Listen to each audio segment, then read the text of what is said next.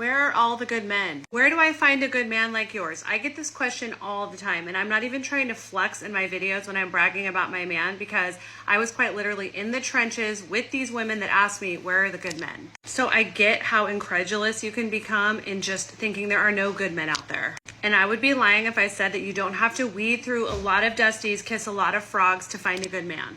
However, I am going to say that good men are out there. And like I've always said over and over again, it is all about you saying no to what isn't for you quickly that calls in a good man. When you do that, you are quite literally allowing the cream to rise to the top, and you are only attracting and dating and bringing in good men. It's all in your ability to say no.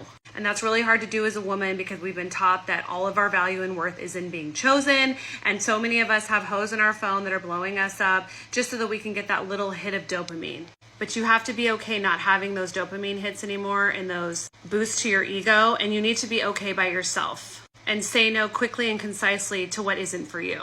Did I mention you have to get really clear on what is for you? If you're an awakened woman like me and you've done your healing work, you want a man that is the same. You want a man who knows his shadows, who knows his light, who understands who he is, what his needs are. He can articulate what those needs are, and he is welcoming and expecting you to articulate your needs to him so that he can meet them. That is what I wanted in an awakened divine partnership. So I want to say to the women who are like, where are the good men? Don't be out here looking for an awakened man who has all the spiritual jargon, who even knows what a divine union is, because that's unrealistic. Do you know what you're going to find? This is what I found. A man who does not have all the spiritual lingo. He may not even know that he's just gone through a healing journey. My man had gotten out of a long marriage, was going through a divorce. It had been a few years since his divorce, and he was doing a lot of introspection. He was spending time alone. He was going to the beach by himself. He had cultivated hobbies that were his own hobbies.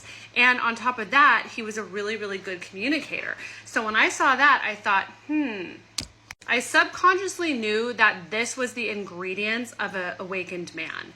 And I knew that because even though he didn't know the spiritual jargon and he didn't even know he had gone through a healing journey, his journey looked very similar to mine in that he was okay alone. He had spent that time being alone, looking at himself, being introspective, being self-aware about issues he may have brought into his past relationships that didn't work out. He was the first one to admit what those were when we were early dating. And he was okay by himself.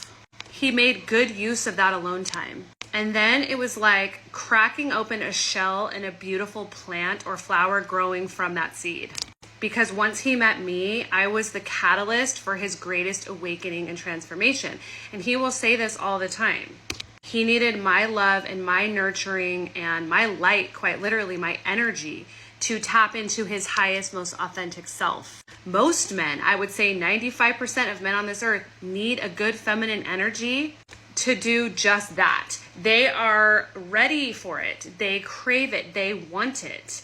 They have done the baseline work to be ready for it. And then once they meet that woman, bam, it is like magic. They blossom. They become more themselves. They become more emotional.